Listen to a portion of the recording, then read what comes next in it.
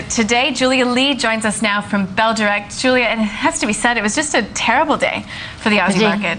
Nadine, the Aussie market really tumbled and it was risk aversion coming into play. We saw the Australian market closing near the low at 4,602 points. So I've got the intraday graph behind me and you can see that most of the damage was done on the open and then we travelled sideways before another sell down on the closing auction.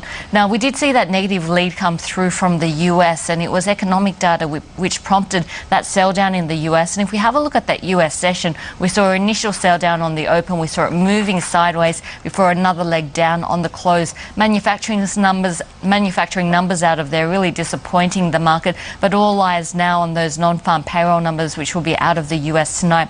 Now on the Australian share market, if we have a look at the top 200 stocks, just to give you an idea of how big the damage was today, we only saw 15 out of the 200 stocks actually gaining ground today. Now we did see a little bit of bargain hunting, see specks of green on the market today, but the majority of it was a sea of red.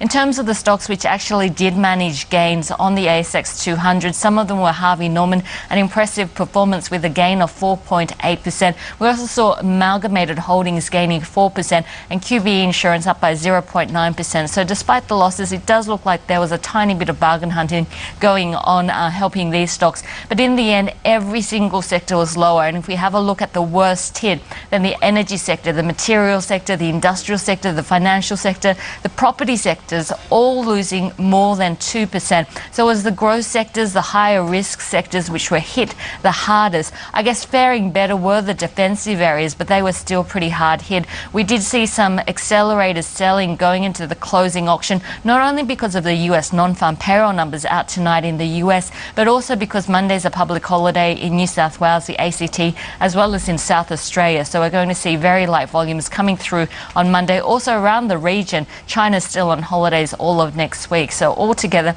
a pretty bad day on the Australian share market. So let's turn to company news then, Julia. Panost, we actually heard some good news from the company, but it ended up losing ground. Now, was this a case of it just getting caught up in all the negativity out there, or did shareholders not actually like the news?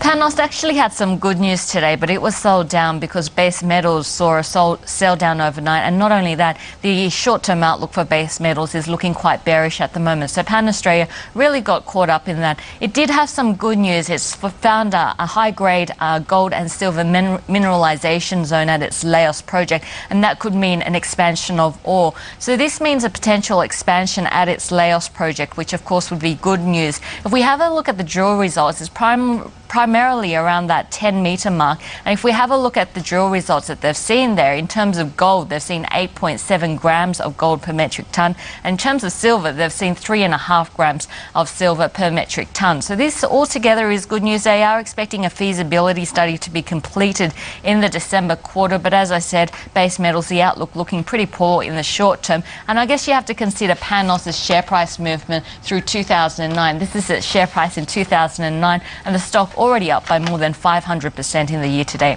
Well, that's not bad. Okay, turning to the United States, you alluded to it earlier. We are expecting the non-farm payroll numbers out in the U.S. tonight, and this is actually seen as a bit of a barometer on how the U.S. recession is going.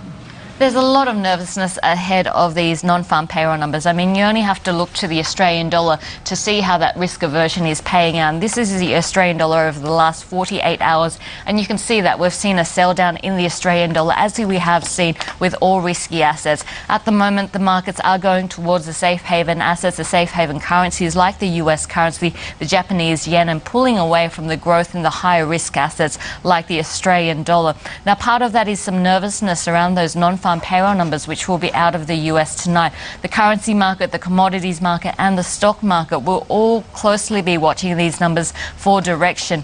And it's important because so much of the US economy is accounted for by the consumer, and of course rising unemployment has a very strong impact on consumer spending in the US. Now, in terms of the September non-farm payroll numbers, we're expecting to see a loss of 175,000 jobs in the month of September, and that's just the consensus. There's a wide range of forecasts out there in the market. I mean, if you have a look at Goldman Sachs, their original forecast was for a loss of 200,000, and then they've gone and upgraded, and they've seen the loss coming out tonight at 250,000 now. now. So we've seen their forecasts being changed overnight. So the markets will be very closely watching this. If we see a worse number than 175,000, then we could see the stock market sell off, a run into safe haven assets such as the US dollar and the yen, and of course that would be bad news for commodity prices as well.